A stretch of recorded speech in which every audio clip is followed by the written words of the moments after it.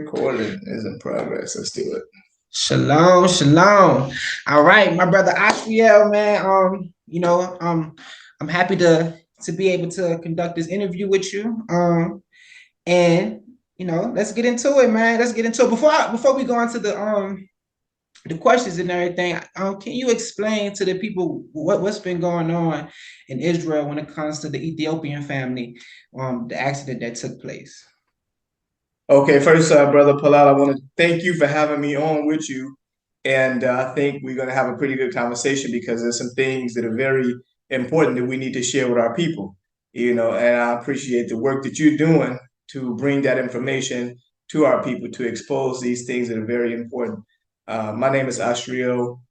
I'm one of the representatives of the African Hebrew Israelite community here in Israel and Dimona, and the ambassador of the African Diaspora Collective to Israel and to the Middle East. And within that work, we're looking to connect our people in the diaspora to Israel and to ensure that we have a united front going forward to make sure that we have proper representation for our people internationally. Now, we work with all of the uh, communities, the Afrocentric communities here in Israel. And one of the strongest ties that we have is with the Ethiopian community. So we've been very active as of late dealing with this current situation of injustice with the young child, Raphael, a 4-year-old child who was killed in a hit and run accident approximately 5 months ago. And still today, his parents haven't received word about what actually happened. There have been a bunch of different versions to the story, and none of the information adds up. And even though that's the case, justice hasn't been served. Nobody has been indicted as of yet. The child is dead, but the parents are still fighting to at the least get fundamental answers to very simple questions. And I'll just give you a few questions.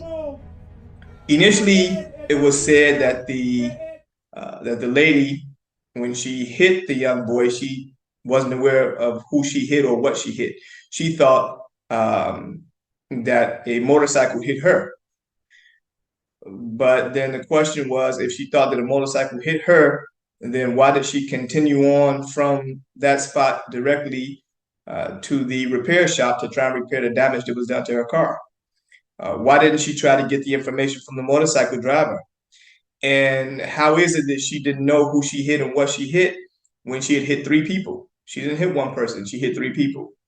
Secondly, the on site, you had the person who's responsible for giving the account of the site itself, the police officer who was supposed to kind of give the information on what took place there, what was the speed and what she was driving, and all those things. And he indicated that she was driving 80 kilometers per hour. But then later on, they changed it to 55 kilometers per hour. So then the question was, if she was driving 55 kilometers an hour on a straight street in broad daylight at 5 o'clock in the afternoon, then how is it that she couldn't see the people before she hit them? Mm. And then another question came up that in that case, if she was driving so slow on the left side, then why didn't she, after she hit these people, why didn't she at the least stop to see what hit her? And then the next question was, okay, let us see the cameras then, just to understand what actually happened with the place there. They said there were 14 cameras in the area. They gathered all of the footage from all the cameras, but by happenstance, just that one camera that was able to catch the spot of the accident didn't work by happenstance. But all the other cameras did work, but that one didn't. Then they said initially that the young lady was the one who was driving in the vehicle. But then they changed it and said that an older woman was driving in the vehicle, an 80-year-old woman who had already had a pass. She was already involved in an accident in the past. So the question then becomes, if the 80-year-old lady was the one who was driving in the vehicle, and she was already involved in the past. And why would she only be? I mean, they're looking at possibly charging her with negligence. But why would she only be charged with negligence when she was on her way to repair the vehicle afterwards? It seems like she was doing a little more than just being negligent. And there are a lot of questions that continue to come up in this case, but it just shows that the fight for justice here in Israel is the fight for justice for Black people all over the world. Yeah. And unfortunately, when we are faced with these type of situations, then we realize that this system is not built to provide us any justice. And the problem is that we're asking the same system that is causing the injustice to provide justice, which in my mind, it doesn't make any sense. But I understand that they have to still go through the procedures in order to try and make that a reality. So we've been taken to the streets and protesting, and there have been a lot of different operations behind the scenes trying to bring some clarity to the situation, at the least to bring it out to the public.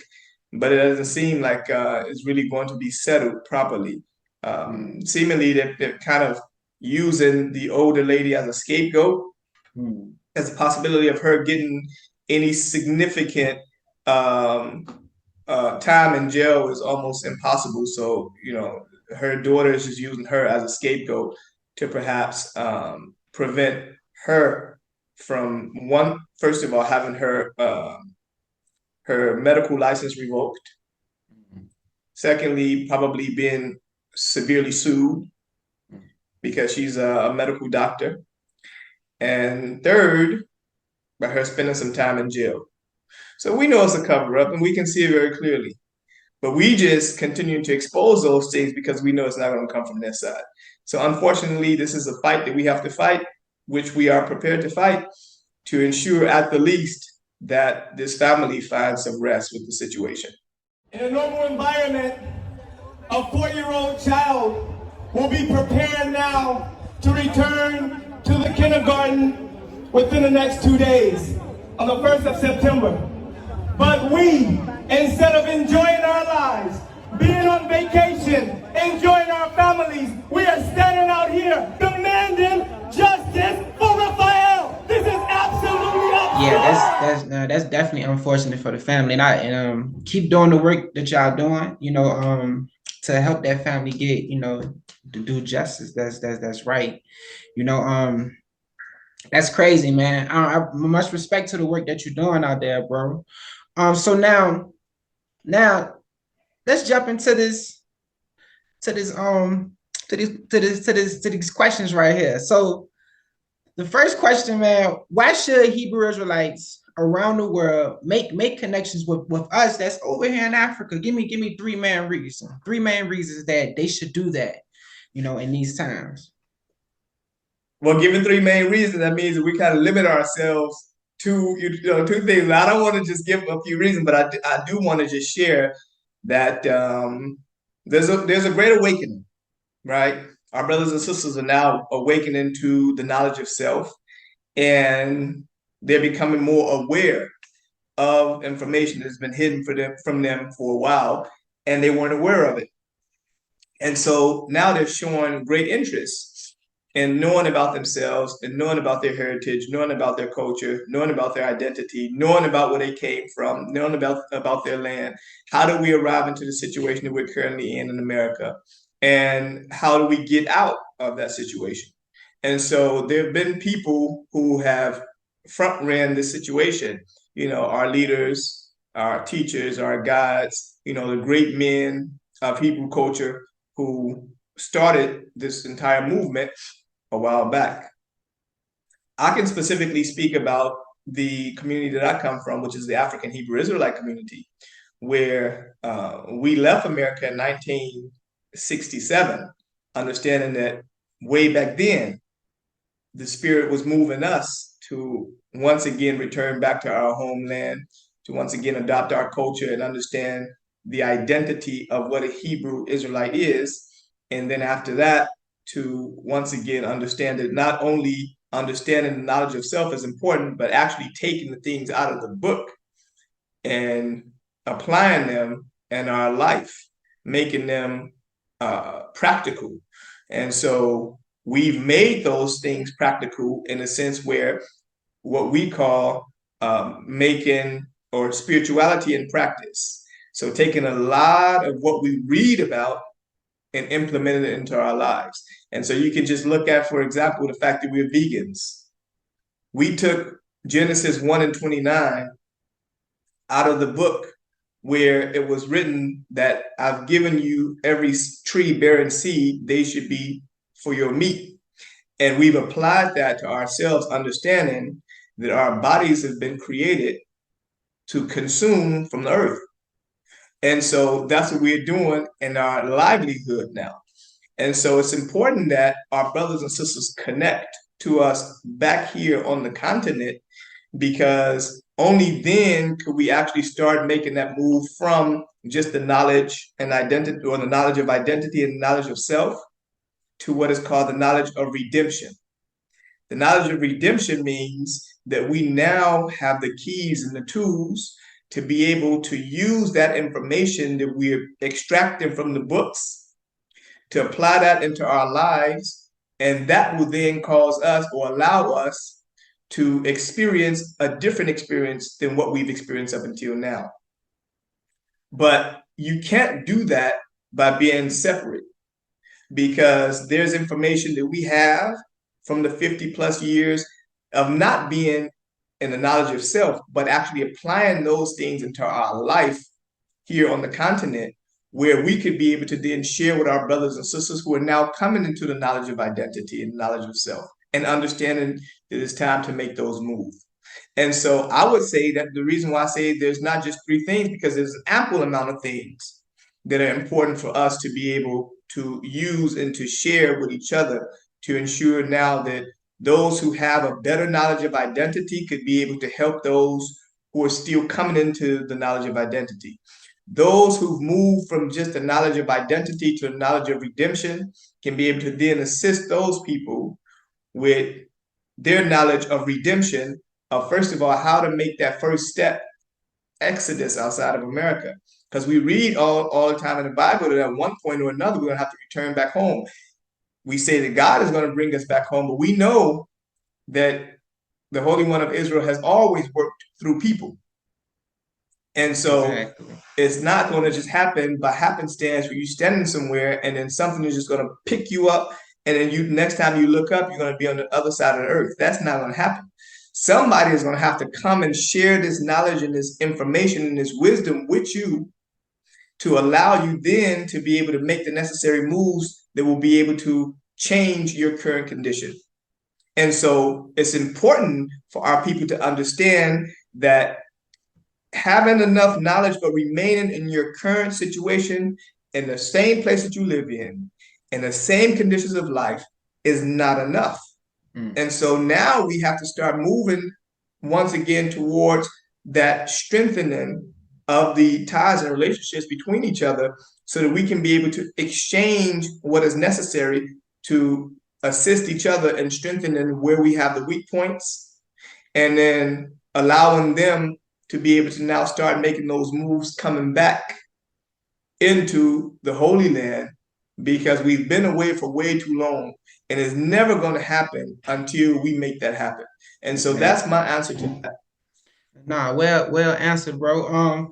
Yeah, we have to start, connecting with brothers and sisters, that's outside of America, So let me ask you this: what type of power will we have, as a nation, if we come together? What type of power will we have? I think the most important aspect of power is the ability to be able to create change, the ability for us to be able to determine for ourselves our own fate. That we take that responsibility back into our own hands, not letting nobody determine for us who we are, what we can do, what we can't do. We have to take back into our own hands what is called also by my leader, Ben Ami, the power to define. Because they've defined things in a different way, where if you look at it now, you wouldn't even be able to recognize what it is that you read and understanding, because it's defined by those who don't have our best interests at heart. And so we now take that power to define back into our own hands, and we start to use that power to define to create the environment that we see that is compatible for what it is that we're looking to do. And so that power, that's one of the powers, power to define who we are, what we are, and the power to create the environment. We have that power. We were given that power initially, right? In the Garden of Eden, we had the dominion, but we lost it because we shied away from our original intent. But once we get back to aligning ourselves with our purpose, and our purpose is to be a light unto the nations, and that light is simply to be able to present something as simple as love thy neighbor as thyself. Where you see in the world today, I mean, it's almost, I mean, people say I love you, but you see the way they act towards each other, and you don't really, you can't really see that. So the power that we would have will be the power to be creators in our own image and in our own likeness. And the only way we can be able to do that is if we operate as a unit. We always hear that, you know, it's power in numbers and thus and thus and thus, but it's power in unity. Now we're not saying unification, right? Or uniformity. What we're saying is, because uniformity, I mean, everybody have to do the same thing, wear the same thing, look the same, do the same thing. But that's not what we're saying. Because even in the body, you have 9 different systems that are each operating according to how they were created to operate, but every one of them are as vital and as important as the other. They're not doing the job of one another, right? Everybody have their own job. But if one of those systems is not operating properly, the whole body is not operating properly. Just one of the systems out of the 9. So everybody don't have to operate the same way, do the same thing, but everybody have to do their job. Everybody take on their own specific responsibility, and then that'll allow us then to be able to operate as a one united force. That's the power we're going to have. We will have, I'm telling you, we will have the power to be able to create an environment, a world, a nation that we read about, that we think about, that we hope for, that we talk about, but the only thing that we aren't doing is working in order to implement that and bring it into reality. And so once we start working together and everybody's doing their portion, you're responsible for the media. I'm not a media personnel. I operate in a different capacity. I don't need to be doing what you do, but as long as I'm operating in my capacity, then you provide me the platform to be able to come up and talk to the people on the platform that you're creating, which is your expertise. Then there you go. You have 2 in 1. Now we're able to discuss these things, and we're able to then use them as mass communication to our people. This is a great example of what I'm saying right now. We're talking about these things right now. You're doing your portion, I'm doing mine. And now we're going to be able to use this power that we have in order to shift some hearts and some minds. Exactly. You know, that's the real dry bones coming together, putting those things together, you know, collectively. You know, you're right, man. That's how we got to do it, bro. That's how we got to do it. Let me ask you this. So the civil rights, you know, movement that took place in the, you know, in the late 50s and in the 60s, in the early 70s, you know, that was a powerful time for our people, a powerful time, you know, even through that, you know, time, awakening happening with that, and that led, you know, to what's going on in Dimona, you know, so it was a powerful time. So, you know, but now, you know, is the awakening of our people now is way greater than it was in the 60s, you know, way greater than it was in the 70s and the 80s. And, you know, and now in the 21st century, you know, is off the chain, you know. So, and I feel like with all this awakening, you know, of our people coming to their heritage, coming to who they are, you know, understanding that, you know, I feel like that should be the new civil rights, movement. That should be the real civil rights movement. You know what I'm saying? That should be something, should have more brothers like you, out there, being activists and knowing their true identity. Those things is important. We should be putting these things to forth, bringing these things to forth, like the Black Panthers did, in the 60s, like different civil rights movements, groups. So tell me, like, how do you feel about that statement? How do you feel about that?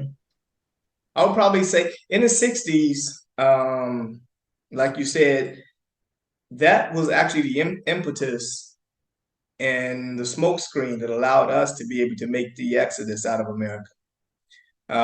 Because so many things were happening at that time where they really didn't give a lot of attention to us leaving out of America. Possibly, if those things weren't taking place, I'm not sure if they would have allowed us to leave.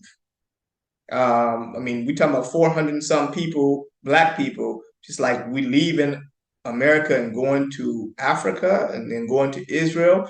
What do you mean? We need you in that workforce. We need those dollars from you. Yeah. You know what I mean? We need you to remain here on the plantation. You can't be trying to leave, talking about you going to find, a new life or to create something for yourself. No, we need you right here. So if it wasn't for the 1960s and the uprisings during that period of time, then that wouldn't have provided the smokescreen to allow us the opportunity to be able to make that exodus. Now, I say that to say, for us, it wasn't really a civil rights struggle. I understand the civil rights struggle because it was an awakening of the people during that period of time, understanding that we can't remain in the same decrepit position for the rest of our lives. We are standing up now for fundamental things that we as human beings believe that we deserve. And so we're looking for like Malcolm said at a certain point, it wasn't just about civil rights, it's about human rights, right? It's about us as basic fundamental human beings, the things that every human being deserves. We're asking for those same things. But at the same time, we were asking for those things from a nation that was created through our slavery, through our enslavement. That a nation that was built on the backs and the blood of our people. A nation that was never intended to give us what they believe to be equal with them.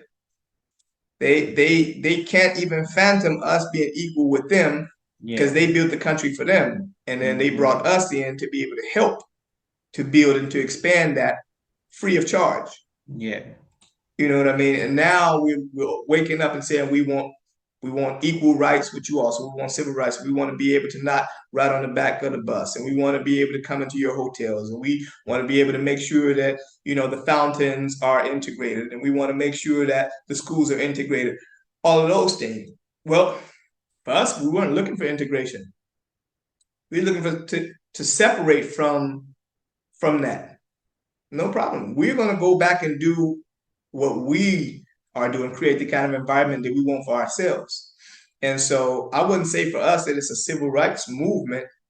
I would say that it's a great awakening. And the great awakening in this period of time is greater than civil rights because we're not asking for civilian rights. What we are doing is we are telling the world that we have waken up to our identity. We understand who we are. We understand what our calling is, what our responsibility is. You take all of what you've given to us. We just want our God back. We want our land back. We want our identity back. And we'll take it from there. And so this is greater than civil rights because we're not asking to be integrated into somebody else's home. We're going to build our own home. Exactly. We're going to build our own institutions. We're going to be the ones who create the type of world that we want to live in. So we don't need to be begging for no crumbs. Oh, let us come and use the same bathroom as you. No. Let us come into your neighborhoods and buy a house and live with you. We want to live closer to you. Nah. We'll build our own homes. We'll build our own institutions. We'll strengthen ourselves. We did it before now. Let's not act like, it wasn't the Black Wall Street and all of these things. You know what I mean? Before the civil rights movement, we did our thing. And then what happened during that period of time when they saw how we were awakening to the knowledge of ourselves and our capabilities, then they had to come and destroy that. Exactly. They didn't like the fact that we were able to, on our own merit, stand up to create for ourselves and then bring forth the fruits of our labor. That was scary to them. Yeah. Because we weren't relying on them no more. So same thing here. It's scary that we are now awakening to knowledge of ourselves. We understand that we are not who they say we were. We're not niggas. We're not coons. We're not shafts. We're not just Muslims. We're not just Christians.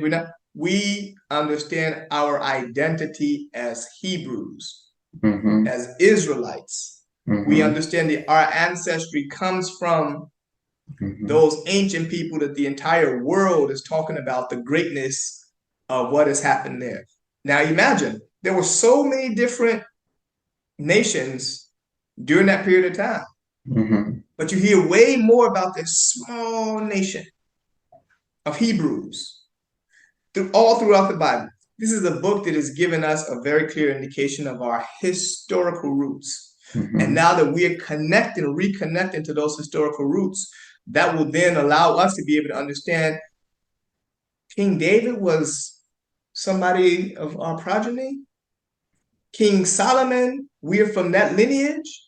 We're from the lineage of some of the greatest minds in the history of this world. We come from a lineage of the prophet Daniel, who they said that he used 10 times 10 of the capacity of his head, of his brain. And we say that people barely use 10% today. So you trying to tell me he was using 100%?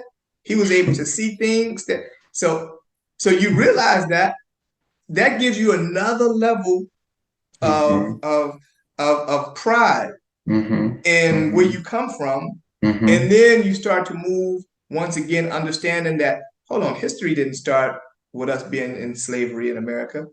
This is a lie. Where did our history begin? And then that's where the real story began. And so for us, it's not just civil rights. For us, it's moving back towards our true identity. And that's something that's even scarier, because once you understand who you are and what you are and whose you are, there's nothing nobody can do about you. The only person who can prevent you at that point from being the greatest version of yourself is you. Yeah. That's real though. Like this awakening is greater than the civil rights movement. You know what I'm saying? And they America feared the civil rights movement. So imagine, you know what I'm saying, this awakening. You know what I'm saying? Imagine this awakening and what it can become, you know. So, you know, like it's important. It's important that we understand what the times that we in and how we should be, you know, mobilizing and unifying and organizing. You know, it's the time, you know, that is greater than the civil rights movement, and we can learn from what they did in the civil rights movement and do a bigger impact, because we, like you said, we want our own. We want, not only do we want our own, we want our own destiny back. Right. You know what I'm saying?